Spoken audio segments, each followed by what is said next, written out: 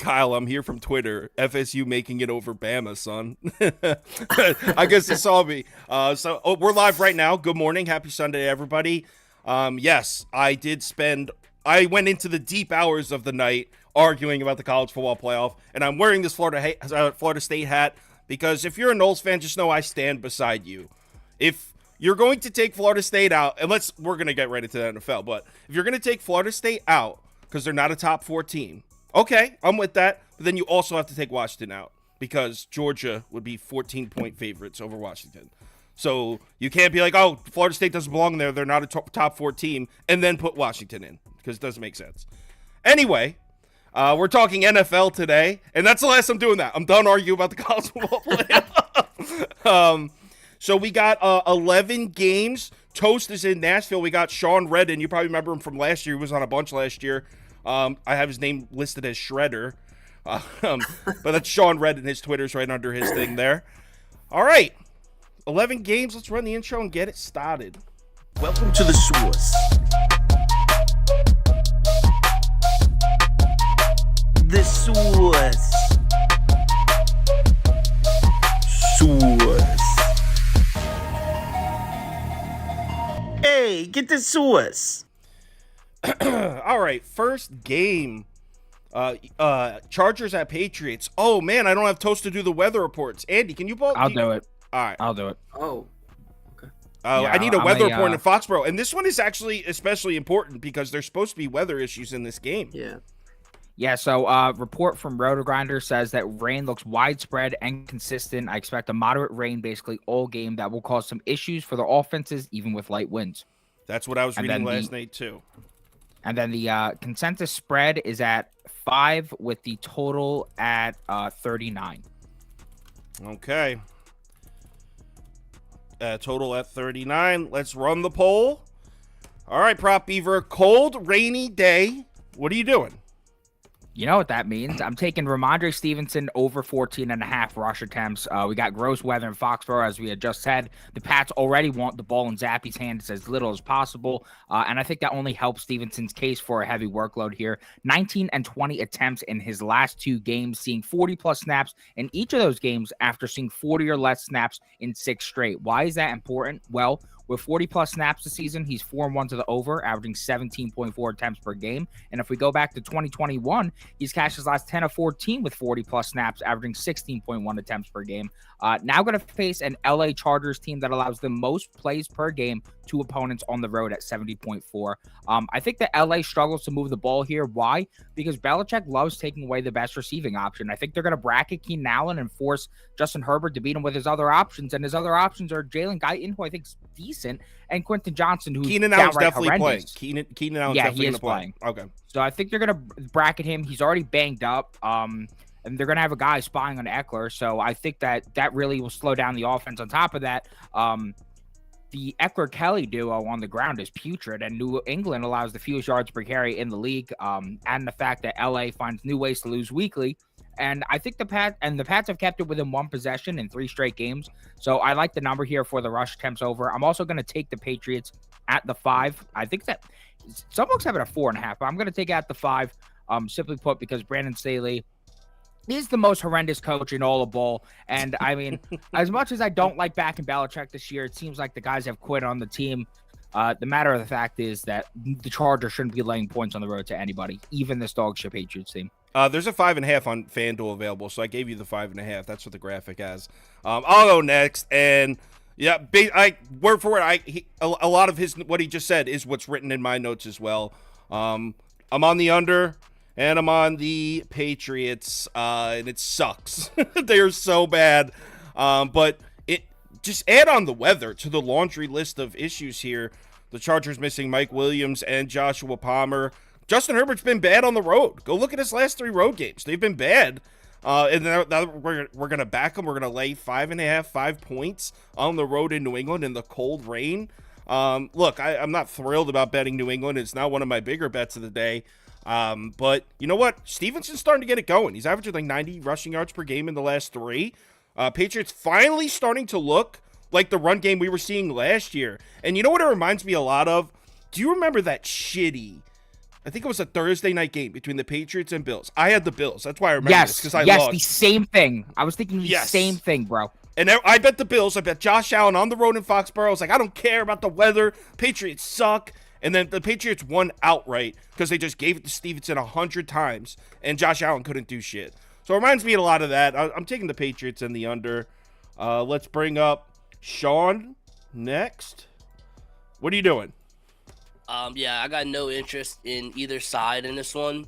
I would never lay 5.5 or 5 with this Chargers dog shit defense. But the Patriots can't score on anyone all year. They got a rotating door at quarterback, Bailey Zappi, Mac Jones. Maybe Will Grier gets in. They're all ass. It doesn't matter who you play. And this Chargers offense is so limited. Austin Eckler looks like a shell of himself. They have no outside weapons besides Keenan Allen. He's not really a downfield threat at all like that. I'm all over this under. And if these two teams combine to score 40 and burn me, then so be it. I can live with it. Yeah, in agreement there.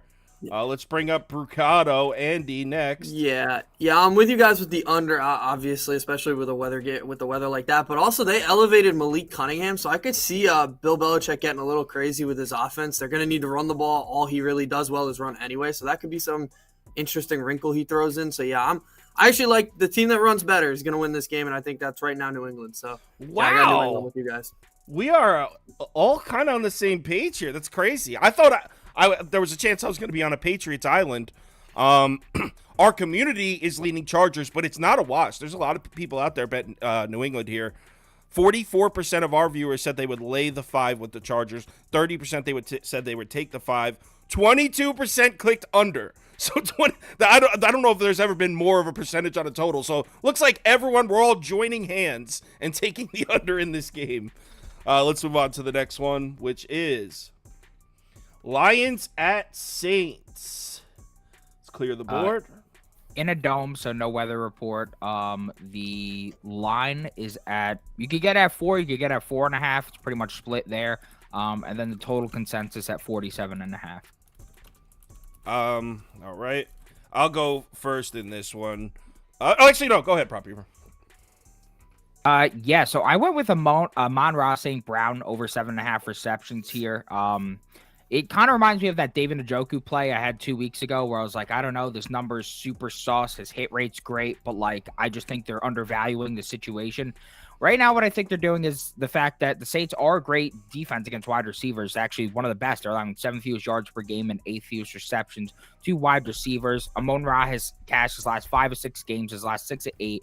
So I don't want to go ahead and back him here. Well, that mainly applies to outside receivers because Marshawn Lattimore and who's the other guy? Paulson Adebo, they've been great on the outside this year. But 56% of St. Brown's targets come from the slot.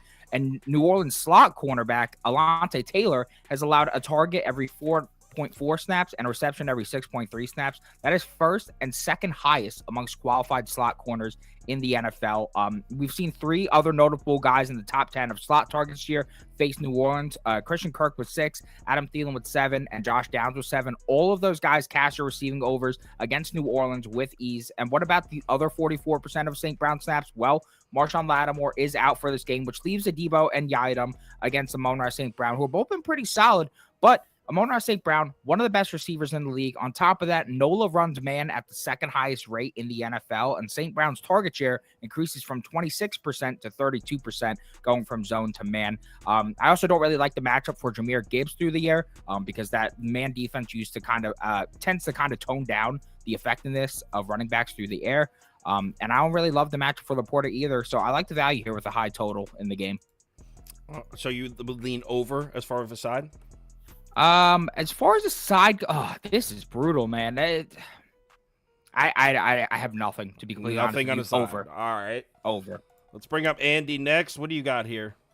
I am on Detroit in this. So Detroit, longer rest. They played on Thanksgiving, so they have a few extra days rest. The Saints are a tough team to back anyway, but now you have Detroit coming off a home loss to a division rival, probably going to play a lot better. They turned the ball over a lot in that game.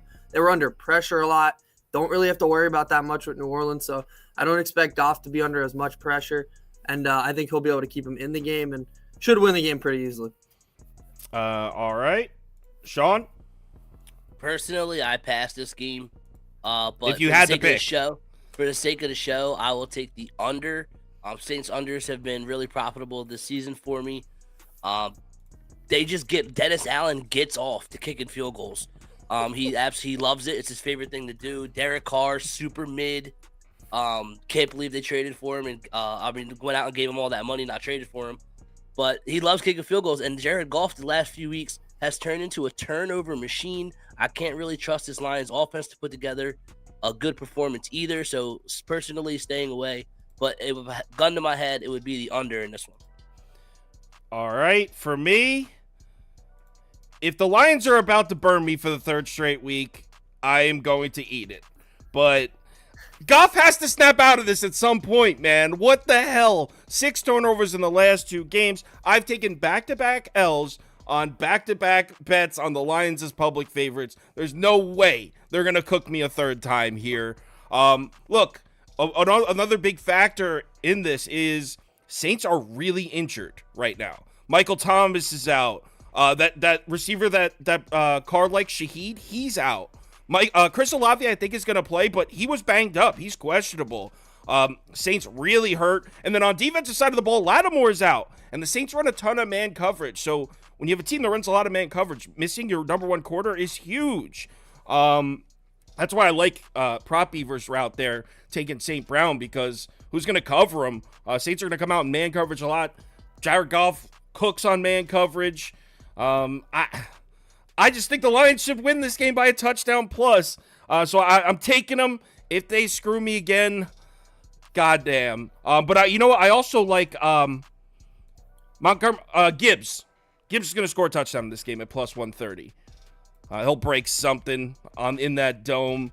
I don't trust the Saints at all, and I realize that New Orleans plus 4.5 is probably the sharp move, but I couldn't get there with all those injuries. Dennis Allen's defense, by the way, doesn't hit like it used to. I watched Tampa Bay earlier in the season go into New Orleans, and Baker Mayfield cooked on that defense. So I'm not really scared of the Saints defense like I used to be, especially without Lattimore out there. So our poll is heavy on the Lions, as expected. We're on the Lions. We already know we're going to be on the pretty heavy public side here. 63% of our viewers are laying the 4 with Detroit. 23% taking the 4.5 with the Saints. 7% over, 5% under. So it kind of split on the total. Next. Cards at Steelers. Oh, interesting game here. Cards at Steelers. Can I get a weather report in Pittsburgh, please? Yes. So, chance for a few downpours. If and when we do see a downpour move through, winds will pick up and cold gusts could be over 30 miles per hour. Jesus. What? 30? Jesus. Yeah, that's hot. Usually they say 20. 30 miles per hour is high. 30 miles an hour? What is this, Katrina? What the hell? All right, so we're looking at 6.5s mostly, right? Yes. And 41 total? The total, yes. Well, actually, yeah, 41. It's all over the place, actually. Poll's running. What do you got for us in this one, Prop Beaver? I would probably just I don't love this game at all whatsoever. I'd probably take the points with the Cardinals, just simply due to the fact that people have been on Pittsburgh all week. Doesn't seem to be like much of a change in terms of line movement. And then on top of that, what I really don't love is the fact that that they're going to be laying 6.5 points in a game where field goals may be limited. I mean, the Pittsburgh Steelers red zone offense is downright atrocious. I don't exactly trust them to be efficient in those spots. I know they're probably going to have some success on the ground, but I think Kyler Murray can have some success through the air as well. I mean, the Steelers' pass defense has not been creating nearly the same amount of pressure they have in the past. I know Kyler Murray hasn't been, I guess I would say, on his level of standards that we've seen from him in the past, but he's much better at covering the number on the road compared to at home in Arizona. So I'll just take the number there. Don't love this game at all, though. Yeah, I'll go really quick. I'm on the other side. I'm on Pittsburgh minus 6.5. It honestly makes me a little sick, the thought of laying almost a touchdown with the Steelers offense. But the way that these two teams have gone, if you just isolate the last 3 or 4 weeks, the Cardinals' run defense has been next level bad. They're allowing like 5.4 yards per carry as a team recently. They can't stop anybody on the ground. And the Pittsburgh Steelers, out of nowhere, are like the best rushing team in the NFL. Where the hell did that come from? So bad weather, good weather, whatever. I think Steelers are just going to hand the ball off 40 plus times in this game, and I don't think there's a damn thing the Cardinals can do to stop it. Not to mention, look, we know Kenny Pickett. No one trusts Kenny Pickett. No, but his first game without Matt Canada calling the plays, he actually looked somewhat all right. So what did he throw for 280 yards? He had like I think he had a passer rating over 100. Didn't he, Prop Beaver? Kenny Pickett, first game without Canada, didn't he have a passer rating? No, it was like 99 because the dude doesn't know how to throw a touchdown, but still pretty good. It was a good game, though. Kenny Pickett looked all right without Canada, so I'm down to lay the 6.5, but yeah, I'm not crazy about it. Sean? I actually love the Cardinals in this spot. Give me the 6.5. Steelers' first 400-yard performance last week. Fired their OC. That offense is fixed. Psych, that offense is still very limited. That has more so to do with the Bengals defense being absolutely atrocious this season. And Kyler Murray catching points is a spot that I love to play on. He's 14-5-1 against the spread in his career as a road underdog. And there's no way I'm trusting the Steelers to lay 6.5 and win by a margin here. A couple years ago, I patented hashtag Kyler covers, and I'm riding that wave again today. 2 picks for the Cardinals. Andy, am I in a Steelers island? No, we're split. I agree with what he said, and he's right. Like, Kyler is really good covering as a road dog. That's nice, and that is good. He has a solid team this year, but man, and laying Pittsburgh with a touchdown's rough. But like, it's still the Cardinals. It's in Pittsburgh. Like, yeah, I gotta go Pittsburgh. They can run really well. Cardinals defense, like you said, their run defense has been awful lately, and they have a two-headed monster right now in Pittsburgh with Warren and Najee. They're splitting carries right to the middle now. They're not 1 or 2 apart. They've had the same amount of carries pretty much in every single game now. So yeah, I like the way Pittsburgh can run their offense right now without Matt Canada. So Pittsburgh. We are split on this one. Wow, our poll is actually leaning Cardinals, but it's pretty much split as well. 42% said they would take the 6.5 with Arizona. 40% said they would lay the 6.5 Pittsburgh. So this is like a split game down the middle. By the way, Prop Beaver, the comments are saying your weather report was bullshit. It's like, I'm in Pittsburgh. I literally read it from Roto-Grinders. What do you want me to go to drive to Pittsburgh and tell you what I see? Next game. People are like, the show has gotten to the point where our weather reports get trashed. I mean, I don't know what to say. You want to trash somebody, go trash Kevin Rolfe. This is his weather report on Roto-Grinder. Put the guy on blast. All right, can I get a weather report in MetLife? It looks rainy out my window. Yeah, it looks rainy on mine too, guys. So I think we have some authenticity here. According to Mr. Rolfe, definitely still wet, though the heaviest of the rain will be clearing around kickoff. We're still dealing with a fairly consistent light to moderate showers for most of the game, drying out a bit late. So moderate rain most of the game is what we're getting there. Are you looking at 2s across the board here? Yeah, 2.5 on DraftKings and MGM if that's your thing, and then the total's at a very nice 33 points. Ooh, expecting a shootout. All right, polls running. Prop Beaver, what are you doing? Are you backing your beloved Jets? I mean, no, I got 3 bets here, though. I got 3 bets all on props. Basically, you can take this as a 1-unit bet if you'd like. I'm betting Bijan Robinson 2 ways, over 14.5 rush attempts and over 59.5 rushing yards. You're rarely going to see me play rushing overs because my history with them is truly terrible, but I think this is a perfect spot to do so because 7 RBs in the Jets' last 5 games have gone over their attempt line. 6 of them have went over their yards line, and the low miss was Austin Eckler, who averages 3.8 yards per carry and is not a true running back. Arthur Smith has finally realized that he has a top 10 running back on his roster. It's a crazy concept, I know. 38 attempts and 186 yards in his last 2 games on 4.89 yards per carry. And with 14-plus attempts, he is 4-1 to his yards line, averaging 92.2 yards per game, as I just said. Rush attempt line at 14.5, juice to the over on some of the sharper books. So I'm assuming he gets at least 14 here.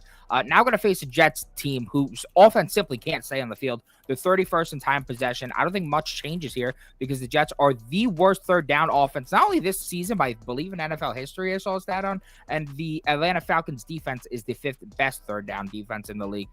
Ritter against the Jets secondary is an absolute nightmare. So I think Smith is going to lean heavily on his RBs here. I think you get plenty of opportunities. I think he should see some nice efficiency with the Jets defense just so tired at this point with teams running on them. So there's that. And then the other play I took, kind of not correlated, but I still like the price, so I'm going to play it because it happened last week, essentially. I'm going with Desmond Ridder under 0.5 pass TDs. I got that at plus 170 on Bet 365.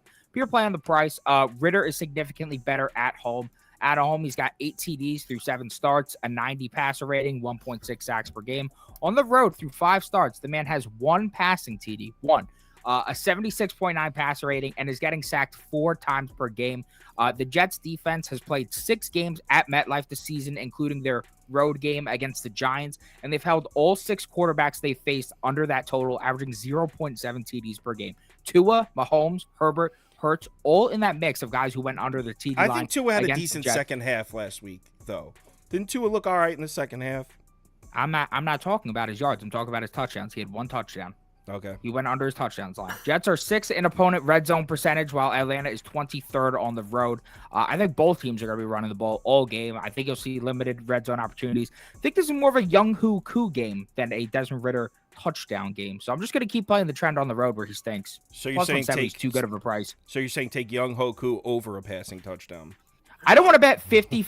Honestly, I think he has a better chance than Ridder. I don't want to play 55 bets on this game, but yeah, I would take Young-Hoo Koo over. Bro, 1.5 yes, you do. You love the Jets. You love the Jets, bro.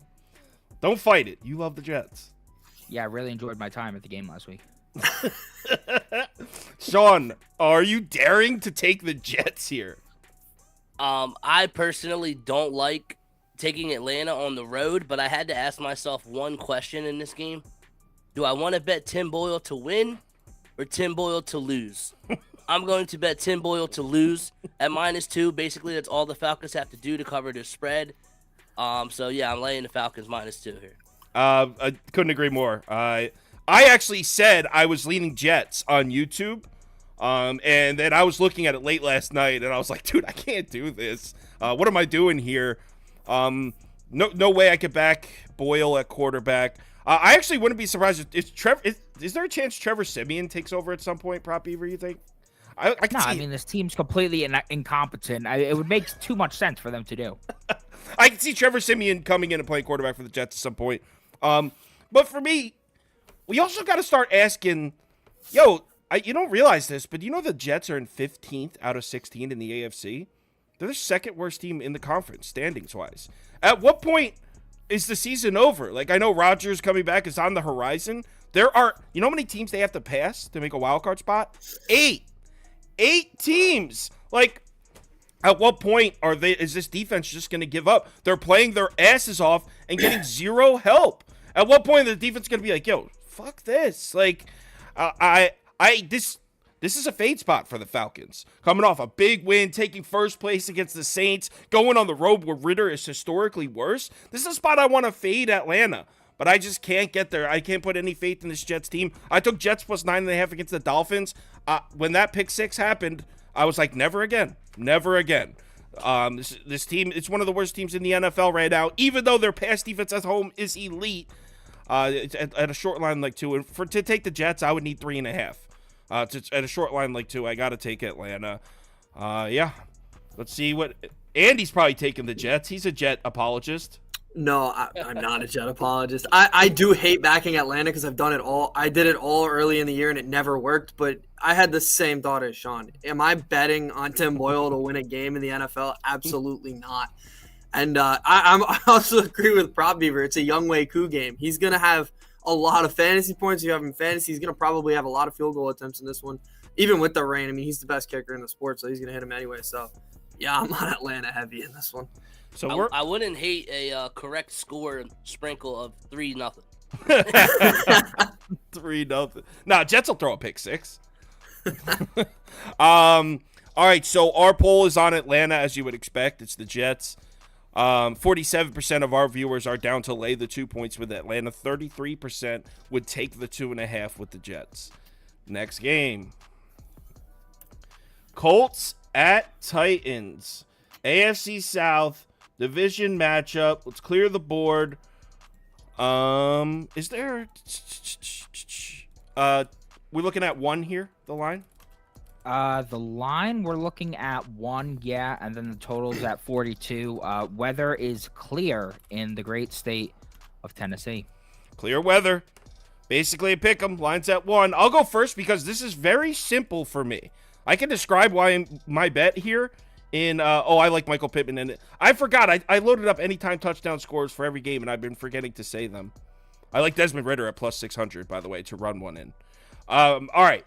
So, I am on the Titans here, and the description is very simple. I've bet the Titans at home every single game this year. They are 4-0. They're 0-6 on the road. They're 4-0 at home.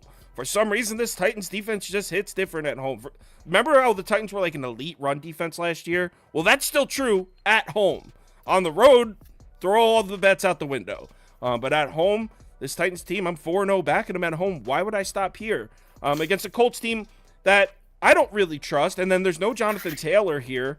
Gardner Minshew on the road as a favorite. I know it's only 1 point, but I'm on the Titans. Prop Beaver? Yeah, definitely on the Titans with you at the +1.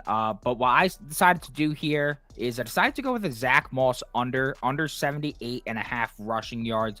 It's going to be a sweat because Moss has been excellent this season. He's been getting fed.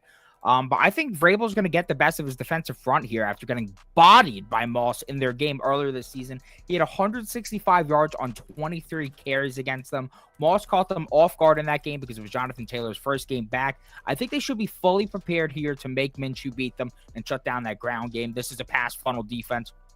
Tennessee rush defense allows the 10th fewest attempts per game, 8th fewest yards per game, and 5th fewest yards per carry at home. And something I noted is that in their last 24 home games, just one running back has hit this over against Tennessee, and that was Saquon Barkley. So that's a 24-game sample size. Just one person has done it.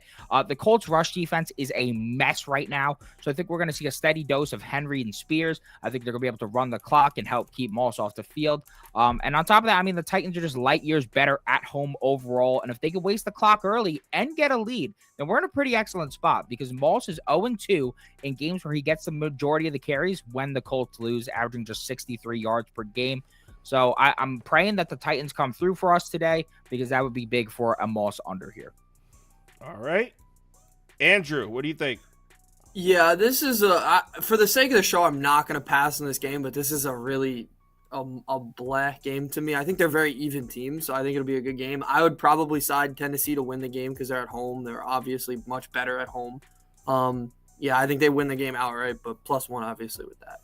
Something I forgot to note, Tennessee 13-0, I believe, in their last 13 as home dogs of less than 13.5 points. I think the only time that they were more was against Dallas and they lost. So how about them Cowboys? How about them Cowboys, Sean? I don't know. I can't see them from way down there in second place. Are you with us on the Titans? Are we sweeping Titans? I'm not with you, but I'm not against you. I'm on the over here. I'm on the over 42. Your guys' handicap kind of shit on it. But the last time they played, I felt like the total should have flew over. Some weird shit happened and ended up not. But both teams averaged over 7 yards per play in their last matchup here. I think they can have the same success, but hopefully finding the end zone instead of kicking field goals this time around. I just think this total is a little too low. Beaver said, like, Derrick Henry should have his way with this Colts run defense. He might find the end zone a couple times here. And I also think the Colts, and hold your nose, but Gardner Minshew can have success through the air here versus Titans secondary. And I just think this total is a little too low. Yeah, I'm not against it over here, but partially because the Colts run such an insanely fast pace this year. They're running like a college offense. They're on the fucking ball, like running the next play.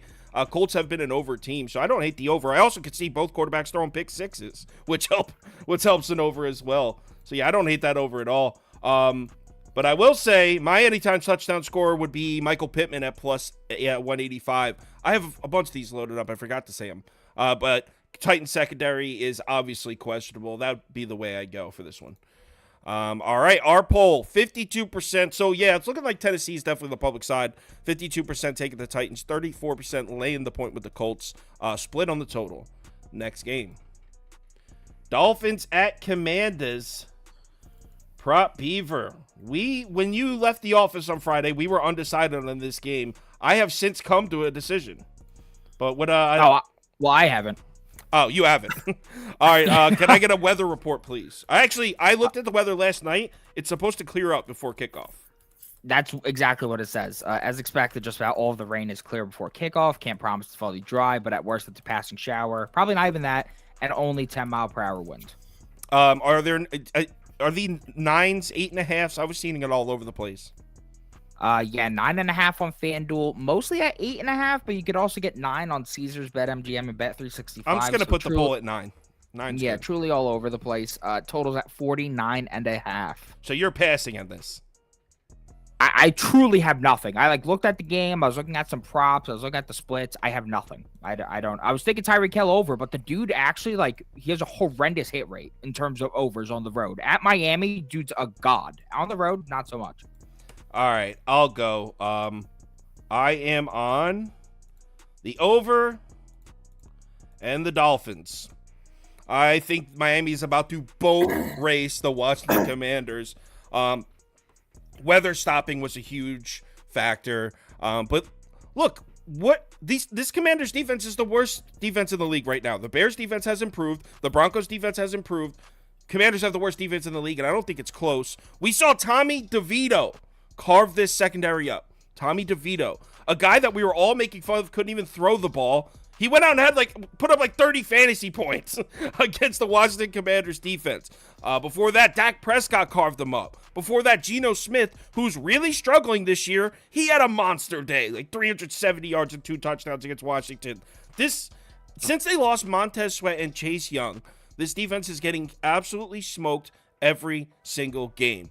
And the Dolphins offense, as we know, what do they love to do? They love to absolutely shit on bad defenses. And the Dolphins, yeah, I know that they've been struggling a little bit recently, but part of that is their offensive line's been banged up. They're back. Armstead's supposed to play. That guard they were missing is supposed to be back. Isn't Achan's back too, right? Right? Yeah. Yeah. So Dolphins offense. For hopefully more than one play. Yeah, for real. The Dolphins offense has maybe been sputtering a little bit. Injuries had played a part in that, and those injuries no longer exist. They should be back at full strength. Now, on the other side of the ball, I don't think people are really talking about this, but the Dolphins' defense has been playing really well. They're allowing just 3.2 yards per carry in their last 3 games. They're 7th in pressure rate, 7th in adjusted sack rate. They can defend the run. They're doing a solid job in coverage, especially with Jalen Ramsey back. This Dolphins' defense is good. I think we're looking at an absolute blowout. Alt line it, -14. Dolphins by $1 billion. That's what I'm thinking here. Sean? Yeah, I'm on the over with you. The Commanders fired Jack Del Rio. It's his fault this defense is abysmal. I'm not saying he is a great coach or a great defensive coordinator, but God himself could be the defensive coordinator of his Commanders D, and they're still going to give up 35, 40 points a game. They traded their only 2 pass rushers. Secondary is terrible. There's just no talent on that side of the ball, and they primarily run man coverage. And now in comes Jalen Waddle and Tyreek Hill and Tua, who picks apart man coverage. I think the Dolphins can name their number in here, but the reason I'm not laying it is because at 9 in the NFL, that back door is going to always be open, I feel like. That's why I think the over is a safer play, because the Dolphins can name their score. And Sam Howell, I actually think when he's trailing in a game is when he's at his best, when he can just go back there, have that gunslinger mentality, and let it loose. I think the Commanders could probably get some scores late, and this over should clear easily. All right, so we're both on the over. I'm on Miami. Andy, do you like the Commanders? No. I was with I was on Prop Beaver side of I didn't really have a side in the game, but I usually So you're a look coward. at the total. So you're a coward. Yeah, I usually look at the total when I'm a coward. So I have the over. I mean, the over feels obvious in this game. I mean, you got a lot of speed on Miami. They're gonna blow through the man coverage. They're probably gonna score a lot of points in this game. So, and Sam Howell, like you said, he attempts the ball 51 times. He attempts to throw. So yeah, he's gonna throw for a lot today. So all 3 of us on the over. All right. Our poll heavy on Miami. 64% of our viewers clicked that they would lay 9 points with the Dolphins. Just 20% said they would take the 9 with Washington. 10% over, 4% under. So a lean to the over as well in the poll. Game number 7. We're about halfway through. Denver at Houston. Interesting matchup here. I'm kind of curious to see where our poll's going to go with this one. Because it's at 3 now. I feel like at 3.5, Broncos was 100% the play. At 3, I could hear both sides. What's the total out for you, Prop Beaver? 47.5 consensus. All right. Prop Beaver, are you going to actually make a bet in this one, or are you just going to pass? Yeah, the great Matt Damon once said, "Fortune favors the bold." Give me CJ Stroud under 270.5 passing yards. Stroud is facing the number 32 defense in DVOA at home, coming off 4 straight 300-plus yard performances. So why on earth did they lower his total from last week? Well, I'll tell you why, or at least why I think. Because Denver's pass defense is showing some major promise lately. Last 5 games, they've allowed the 6th fewest yards per game, 204, second lowest completion percentage, 59, and third lowest yards per attempt, 6. And 2 of those games were against Pat Mahomes and Josh Allen, obviously top-tier quarterbacks. And what's standing out to me about this Broncos defense is that the pressure rate is starting to really increase. The first 7 weeks of the season, they averaged just a 19.5 pressure percentage. Extremely low, one of the worst in the NFL. Over the last 4 weeks, that has nearly doubled to a 36.9 pressure percentage. That would be amongst the top 5 in the NFL. And while CJ Stroud is great at many, many things, handling pressure is not one of them. The yards per attempt drops to 22nd. The big time throw percentage drops to 18th. On top of that, the Denver defense runs man on over 50% of their snaps. Now, Stroud against opponents who run zone on over 50% Best quarterback in the league snaps, against zone. Best quarterback in the league against zone. He's 1-7 to the under, averaging 322 yards per game, carving them up. But Stroud against opponents who run man coverage on more than 50% of their snaps, he's 3-0 to the under, averaging just 230 yards per game. Houston's best path to victory in this game is on the ground, where the Broncos have shown 0 improvement. While on the other side, the Broncos offense moves at one of the slowest paces in the league and has dramatically increased their rush percentage. Now, the Texans' rush defense is pretty good, but I think Sean Payton's a stubborn guy. I think he's going to try and establish a run here. Last week, when we bet the Stroud over, I don't know if you guys felt the same way. I felt that we were so lucky to cash that over with the garbage time. I think he regresses to the under here in a tough matchup. I think this is about 10 yards too high. It's going to be sweaty. It's going to be gross. But I think not only is the game total too high at 47.5, but I think this total is too high at 270.5. So I would lean under here. I would lean the under for Stroud, and I would also probably take the Broncos at the +3. I couldn't agree more with everything you just said, and I'll go next because I basically have the same shit. I'm not taking Stroud's under, but I am on. Oh man, hold on.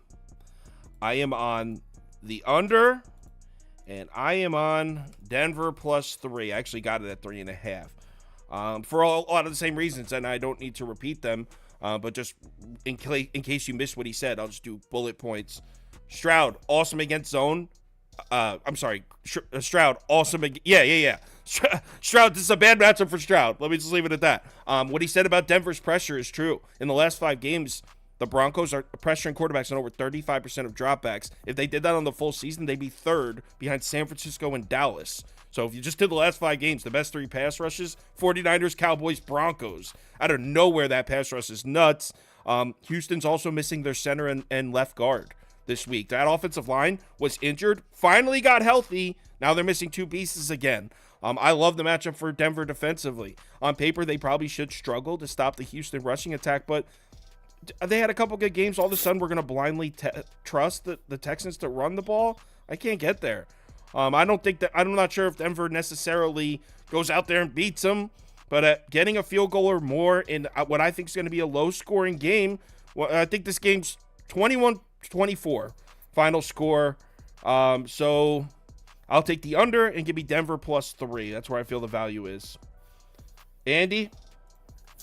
Yeah, Denver. Pretty much said it with like an exclamation point. Yeah, you guys said everything. I like Denver in this one. Everybody's the Texans have deserved their love they're getting right now. They've played really well, and especially Stroud, obviously, he's put up stats for a rookie. But Sean Payton has got this Denver team playing really good football. Granted, they've had a bit of an easier schedule besides the Chiefs game, but they're playing really good football, and I don't expect the Texans to be able to slow that down at all either. And he's right. Denver's been able to run the ball a lot lately, so I think they'll have the possession in this one. I would like the under as well in this one too. Sean, are you going onto a Houston island by yourself? Nah, Broncos country, let's ride. They're my favorite side by far this week. Wow. Love them +3. I think they're going to win the game outright as well, so I would take them on the money line as well. This defense for the AJ laid it all out. It laid it all out. This Broncos defense has absolutely been balling recently. Russell Wilson and Sean Payton are cooking on offense. I would love to see them get Javonte Williams more involved because I feel like they're still underutilizing him and also for fantasy purposes. But they don't turn the ball over. Russ has been super safe with it. I just trust this Broncos team more than the Texans right now at their current state. Wow, we are a Denver Broncos program today. Denver across the board, all four of us. And our community is slightly leading Denver. It's not crazy. There's a lot of people betting Houston out there. 49% of our viewers said they would take the 3 with Denver. 37% said they would lay the 3 with Houston. And they're split on the total. Broncos country. Let's ride. Next up, Carolina at Tampa Bay. This line is all the way down to 3 this morning. All right. Weather, please. So the weather in this ball game, I don't see anything on the site. So that usually tells me that it's pretty good. Yeah, 77 degrees, only a 20% chance of precipitation, low winds. Beautiful day in Tampa Bay. All right. It's a consensus line 3, consensus total 36.5. Is that correct? Yes. Polls running. What are you doing here, Prop Beaver? Well, I mean, damn, we kind of got the juice squeezed out of the value on our side, but yeah, I'm taking the Panthers here. I really like what I've seen, and this is more of a bet on the defense. Let me just say that because last night what I did is I took the Tampa Bay team total under 20.5.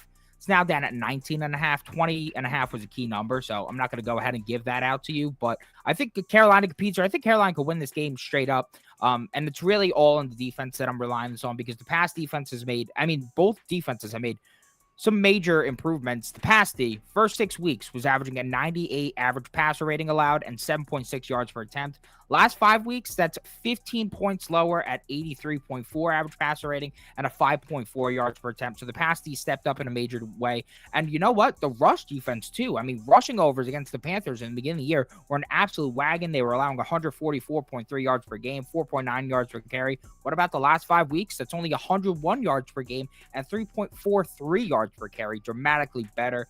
And that was without J.C. Horn, Jeremy Chin, and Gross Matos, who, I mean, 2 of those guys, I mean, Horn and Chin are like 2 of their best 3 players defensively. They were all just activated from the IR. The Bucs have scored 20 or less points the last 6 to 7 games and 4 straight at home, where Baker's been much, much worse.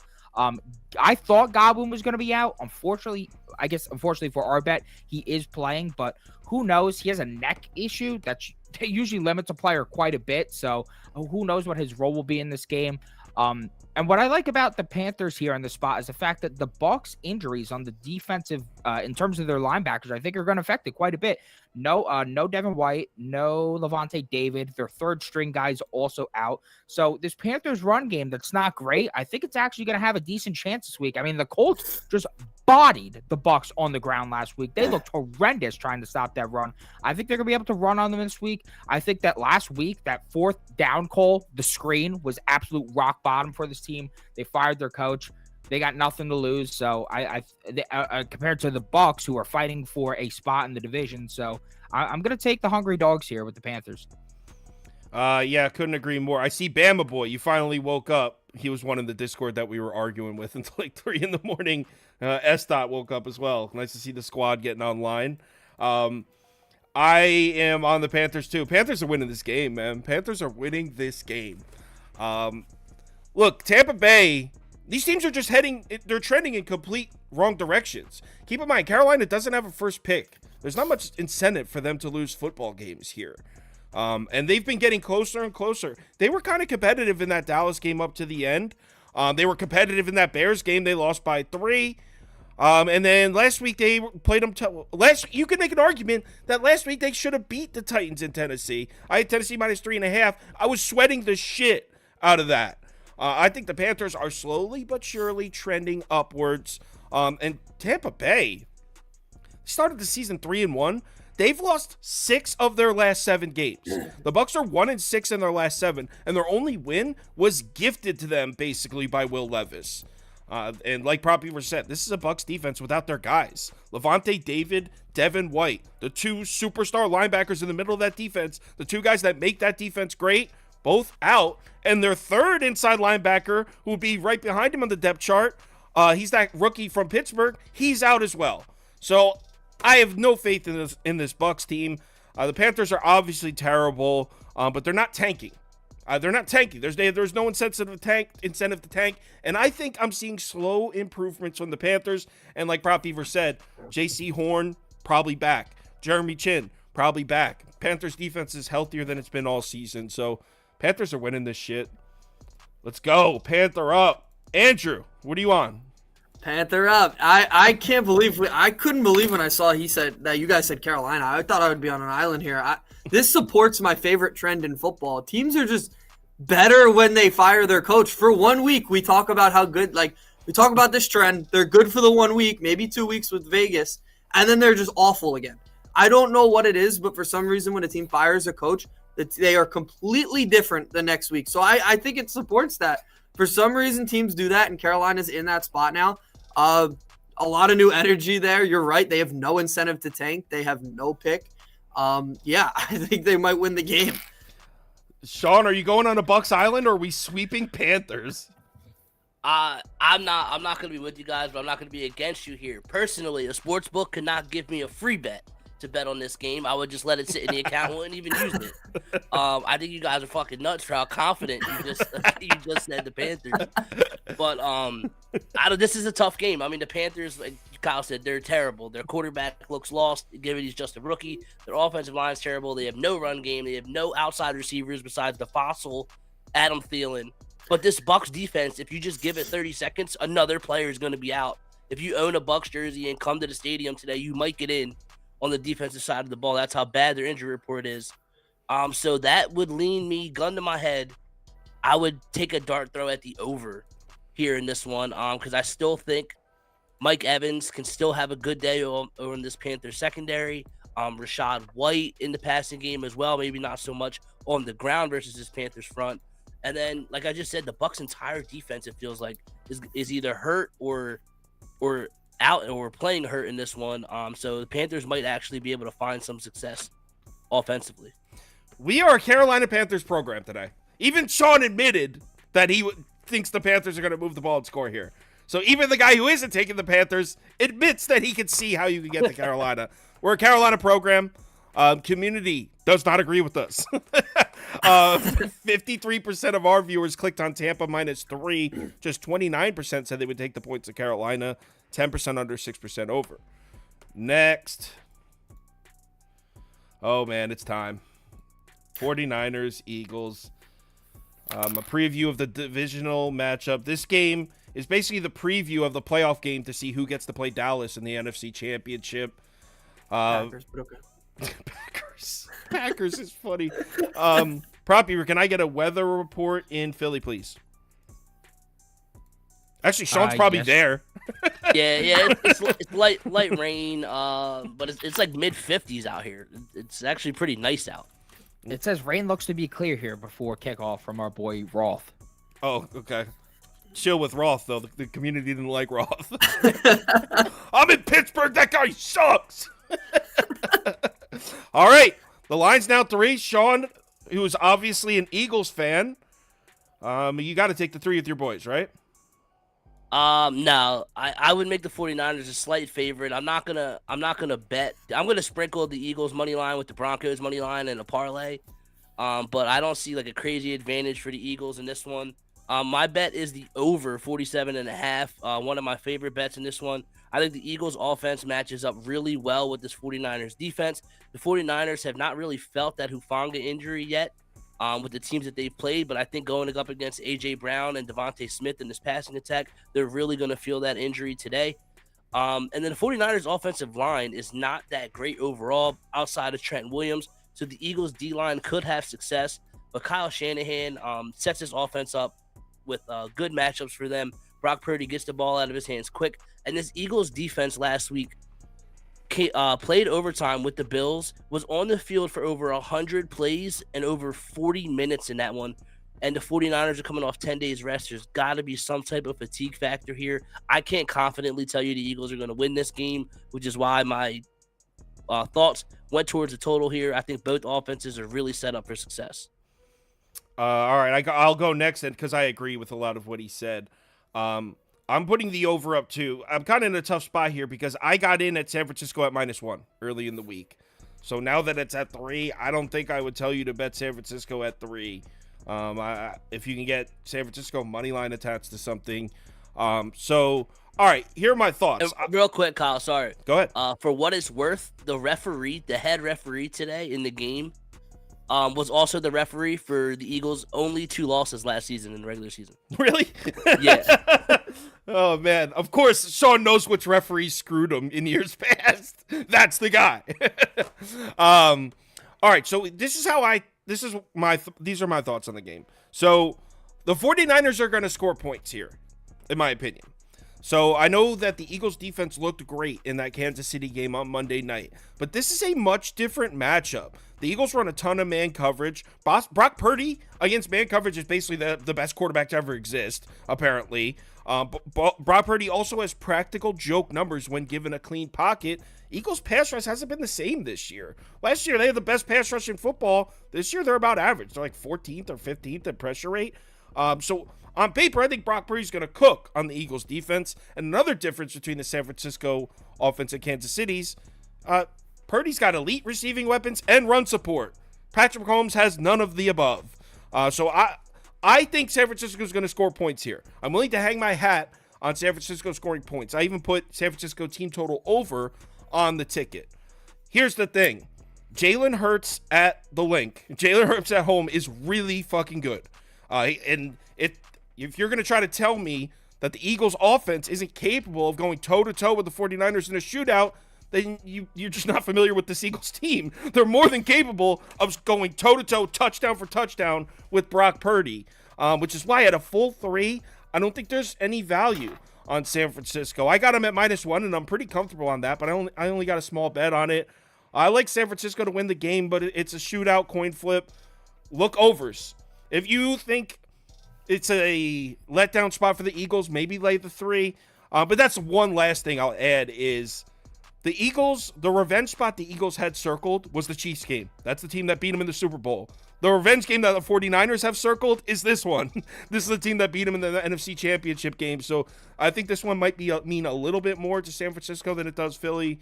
I'd lean 49ers, but I'm just expecting to see points. This game should be awesome. Let's see what Prop Beaver has to say. Yeah, I'm taking my guy, one of my favorite players in the NFL. I'm taking Brandon Ayuk over 62.5 receiving yards. He's gone over every other game this season, coming off an under, so he's due to go over in this one. Now in a smash spot against an Eagles defense that sits 9th highest in man coverage percentage. Well, guess what? Brandon Ayuk, first in yards per route run and second in yards per reception at 4.16 and 21.3 against man coverage this season amongst receivers with 20-plus man targets. According to FDN, Philly allows the most yards per game and most targets per game to wide receiver ones. 14 wide receivers have hit 63-plus yards against Philly through 11 games. And wide receivers with 4-plus receptions are 14-8 to the over against Philly, while wide receivers with 5-plus receptions are 14-3 to the over against Philly this season. Ayuk's receptions total is juiced to the over at 4.5 on most books. Even with just 4-plus receptions, he's cashed his last 19 of 26 games. If he gets 5-plus receptions, well, he's cashed his last 16 of 19 games. I think the Eagles' rush D here is going to look to be dominant, look to eliminate CMC from the game, force Purdy to beat them so they can pin their ears back and pass rush. So I like Ayuk to ball out here through the air. And Andrew Brucato to close it out. I really don't have a side in this one. I'm with you guys with the over. I do think it's going to be a shootout. If I'm gun to my head and I had to lean, I think it'd be San Francisco just because on the road it's going to mean a lot more for them. That, like you said, Philly's coming off a really tough game against Buffalo. Buffalo's defense not great. Buffalo's defense not as good as San Francisco's, obviously. So I think San Francisco's going to be a lot better at stopping them there. So yeah, I think if I had to pick a side, San Francisco. But I do love that this is going to be a shootout. My anytime touchdown score for this game is Deebo Samuel, by the way, because Brandon Ayuk's a fraud. Remember when he said Jerry Jeudy was better than Brandon is. Ayuk? He is. That's like hilarious. It's truly hilarious. Do you realize that if you took like Justin Jefferson and put him on Miami of Ohio, that he wouldn't have the best stats, right? Because no one can. Russ Wilson has been balling out this year. So what's not point? Downfield. Jerry Jeudy needs the ball downfield. Dude, Jerry Jeudy could get the ball fucking downfield, 2 yards away from him, wherever. He stinks. The guy can't catch. Brandon Ayuk is a significantly better receiver and would run in circles around him. Our poll is leading 49ers. 45% of our viewers clicked that they would lay the 3 with San Francisco. 40% said they would take the 3 with the Eagles. So slightly leaning San Francisco there. Next, Browns at Rams. Real barn burner here. Prop Beavers game of the week, he said. Yep, that's what I said. Is this 3.5 now? Yeah, it's at 3.5. This game's giving me headaches, bro. I don't know how to read it. It's at 3.5. Totals at 39.5, 40. All right, what are you thinking? Well, it was at 4, and I was almost more confident at 4. Now it's back down to 3.5, and I'm just questioning to myself, like, what the hell is going on here? Like, I understand that, like, the Rams are not that good. We said it last week. They proved us wrong. They shat on us. They balled out against the Cardinals. But, like, at the same time, like I said it last week, the Browns defense on the road is not good, allowing the 3rd most points per game on the road this season. And I got to say, half of that really isn't even the defense. What tends to happen is the QB in these scenarios on the road tends to make a lot more mistakes than they do at home, giving the opponent shorter fields. And that's what's happening here. But, like, it's Joe Flacco's first start, decrepit Joe Flacco's first start since, like, I don't even know when. I think since week 18 of last year. I don't know if you watched that game against Miami. It was truly an embarrassment. And I'm just not seeing it here. So I think via proxy, I would have to lay the 3.5 with the Rams. I think Kyron Williams is that dude. He gave him such a large spark on the ground last week. I think they could honestly cover this number by just handing it off to Kyron Williams of Royce Freeman 50 million times. But if Cooper Kupp is back, he got, for the first time in multiple weeks, had a full week of practice the entire week. If he's back, he could cook some man coverage. Denzel Ward is out for the Browns. I just don't get it. I don't get this line. It makes zero sense to me. Rams. Well, AJ, someone just said in the comments that LeBron James is going to be at the game cheering on the Browns. Does that change your pick? Fuck. All right.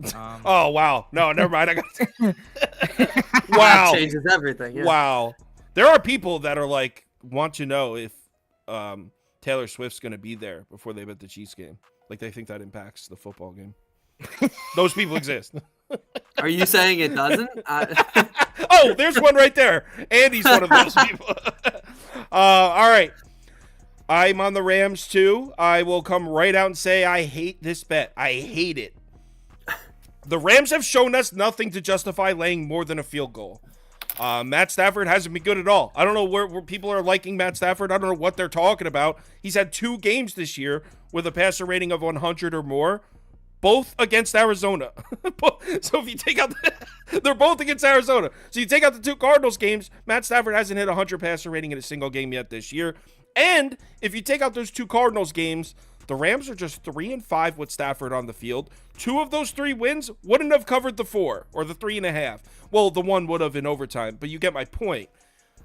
The Rams haven't done shit to justify laying this number, but Joe Flacco, are you serious, dude? What? What is he? 45? What the, like? I feel like they're trolling us at this point. Joe Flacco, the dude couldn't move 5 years ago. The dude couldn't move 8 years ago.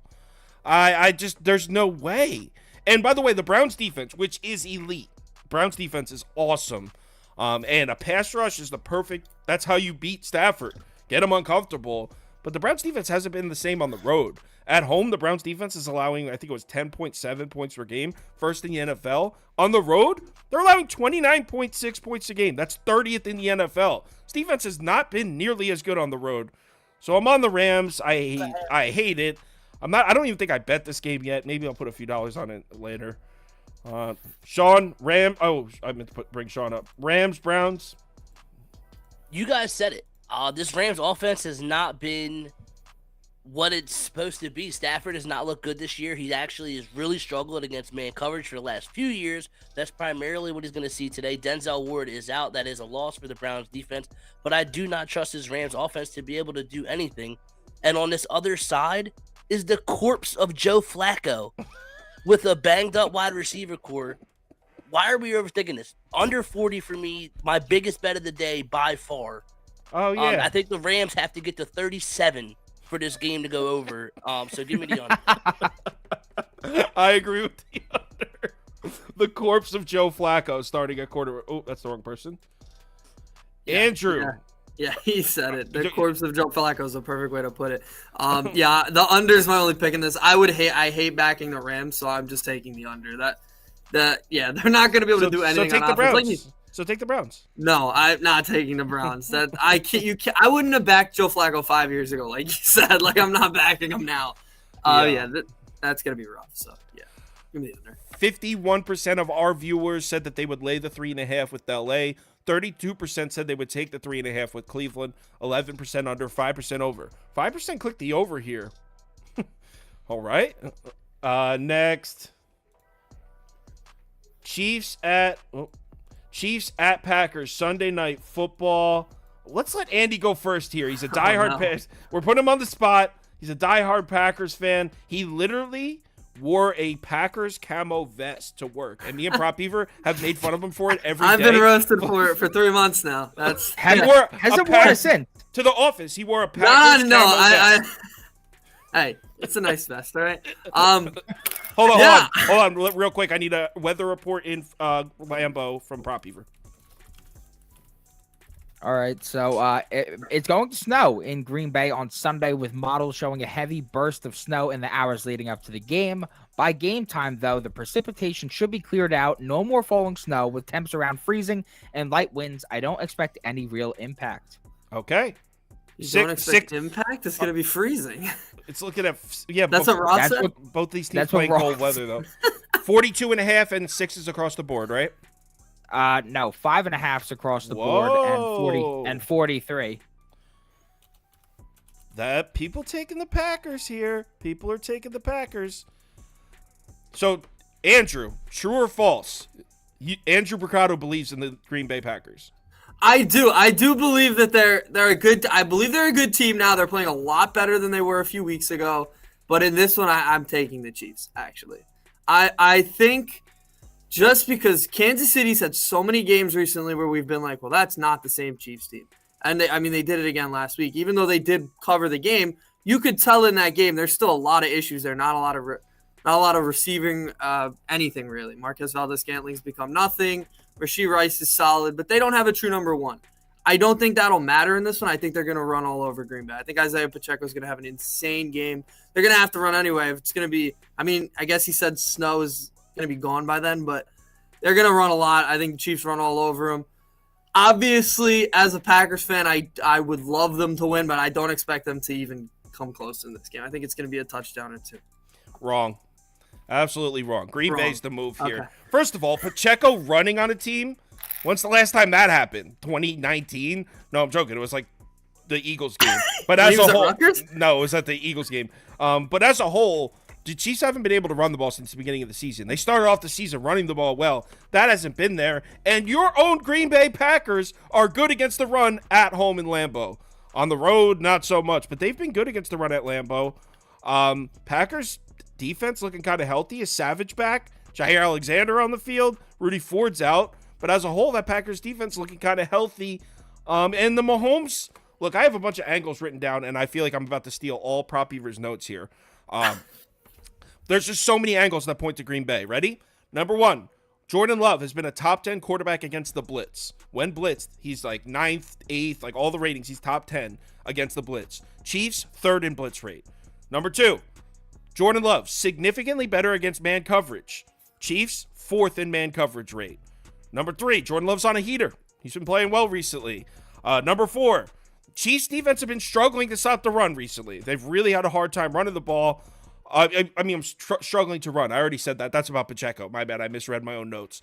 So that's the Chiefs should struggle to run here against a Packers defense that's done a good job defending the run at home. The only positive for the Chiefs, and this one I'll give you, the Packers run a lot of zone coverage, and as we know, whenever you bet against the Chiefs with a zone-heavy team, you spend the whole time throwing shit, saying, why is Travis Kelce always open? You're just throwing, like, how is this dude open again? Because Mahomes and Kelce are just so good at beating zone coverage. So that's your angle if you like the Chiefs. Just Mahomes and Kelce are going to dice up this Packers secondary. But that's not enough for me to lay 6 points on the road with a red-hot Packers team. And by the way, that Packers pass rush. Lions have a great pass protection. Goff was getting crushed. That Packers pass rush looks great right now. So Packers +6 is the move. I think they could win. I swear I think they could win. Prop Beaver, I think you're with me, right? I mean, yeah, you took everything I had in terms of ammo in the clip. Well, you probably went to my spreadsheets to make your notes, so you took everything I had. Yeah, sure. That's how that went. I'm gonna take the Packers. Everything Kyle said, I firmly agree with. The Packers are just surging right now. Jordan Love back to looking great again. The Kansas City Chiefs defense on the road, not nearly as potent as it is at home. So I'll take the 6 with Green Bay. I guess it's 5.5 now. Jesus. But you can still get 6 on Bet365. Take the 6 with Green Bay if you're going to do it. Bet365. Someone said, all Brent said, so is Taylor Swift going to be there? All right. Let's bring up Sean. Are you with me and Prop Beaver, or are you with Andrew? I'm with Andrew. I'm reluctantly laying the points here with the Chiefs. I've also got the Packers wrong 2 weeks in a row, so I'm going for the trifecta here. Maybe I'll just have the wrong read on this team, and we'll find out tonight. But I just personally think this Packers wide receiver group is a little banged up. A couple guys are questionable. Might play tonight, might not. And this Kansas City Chiefs secondary is going to be the best secondary that I think these young receivers and Jordan Love has faced this season. So this is going to be the first real test to see if they have improved or not. And I believe Taylor Swift will be there. She's taking a break from her tour. So she may be in attendance. But no, in all seriousness, I just think the Chiefs have the defensive advantage here versus these young Packers receivers. And I think they can get it done here. I like the Chiefs secondary a lot, too. That's a unit that surprised me this year. They're awesome. Yeah, they are, for sure. Kansas City's got a great pass defense. Even the pass rush hasn't been as good, and the secondary's just stepped up. So our community is on the Chiefs. 51% of our viewers said they would lay the 5.5 with Kansas City. 34% said they would take the 5.5 with Green Bay. 10% over, 3% under. I would go under here, by the way. Sunday Night Football under is, what are they, like 10-2 or some shit? And the Monday Night Football's like 11-1. I know I got the primetime under wrong on Thursday with the Cowboys Seahawks, but I'm not bailing on that. Sunday Night Football, Monday Night Football unders have been just almost automatic, as crazy as it sounds. All right, so let's do the community parlay. Prop Beaver, do you have want to cook up an underdog for the folks? Yeah, I'll chef it up right now. All right, community parlay. If you're new to the show, what we do is we vote on our favorite money line winners, or you guys do, not our. And we all vote it together, and we all bet it together as a parlay. So it was Lions money line, Steelers money line. Was it Jets or Falcons? Falcons won that. And then Colts, Titans won that. All right, what is the first leg of the community parlay?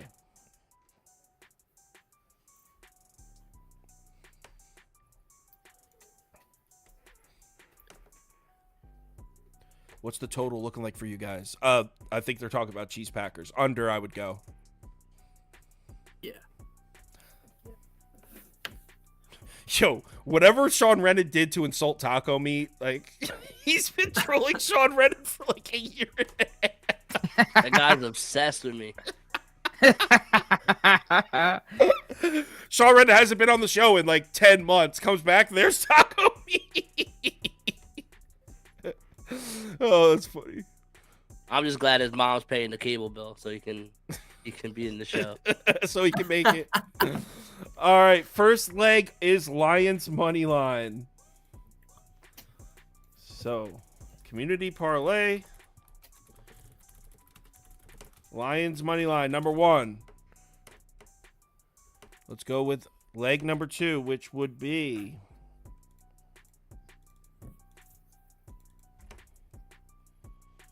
all right, Dolphins money line. Broncos, Texans. Who won that poll?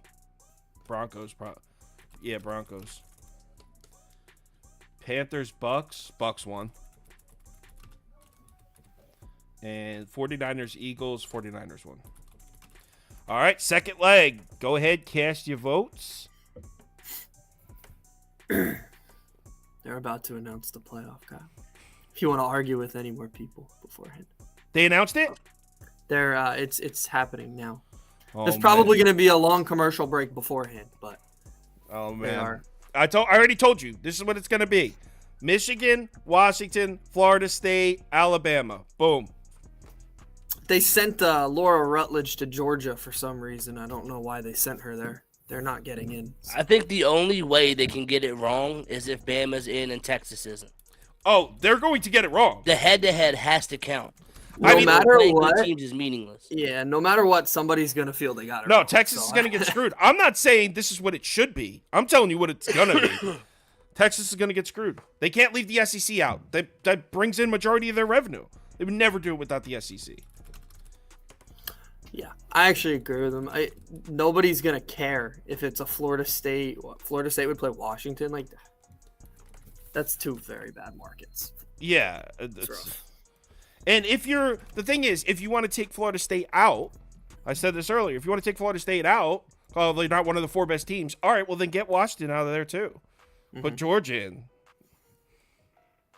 I sent the underdog. Florida State out. Wait, I don't know. I don't know if people are saying. Did they announce? I don't They think it haven't actually announced started it. yet. No, it's like they're going through each of the teams right now, so that's usually gonna take a while. Yeah, just wasting time. Yeah, So it's a 4-hour show. So Chiefs money line. Come on, I want to root for the Packers. All right, so it looks like the final 2 are Chiefs and Steelers. Andy, can you open up FanDuel or something and plug this in and give me the odds? yeah, Let me know when you're ready.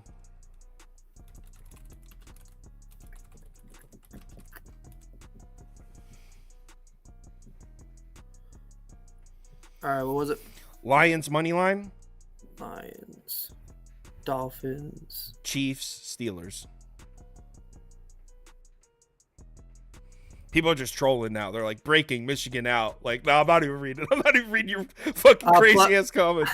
Plus 264. Plus 264. Here's the community parlay. Taco Meat said, I'm out of the college football. Before he goes, when Sean Redden started talking, he goes red in his piss. I sent you the underdog, by the way. All right, so the community parlay. I got invited to the NIT, though. Lions, Dolphins, Chiefs, Steelers at plus 264. Let's hit one of these. Today's the day. And now, Prop Beaver's underdog. Let's see what he cooked up for us. Mostly, he does a combination of the props that he's already given out because those are his favorites. But we'll see what he's got for us. I feel like otherwise I'd be doing a disservice just giving out random props that I'm like, oh, okay. We already discussed Ramondre Stevenson, rain-heavy game, should go over. We got Bijan against the Jets. The Jets defense is tired and done with this season. Should go over. Brandon Ayuk, smash spot. Best receiver in the league against man coverage. Gary Judy, certainly not. Should go over. CJ Stroud, sharp under. Sharp under. Bring it, Broncos. Bring it. And then Zach Moss, I like the under there because after what happened at Indy earlier this year, the Tennessee Rush D should come out with a blaze of fury. They should be able to F him up. So A blaze of fury, huh? A blaze of fury.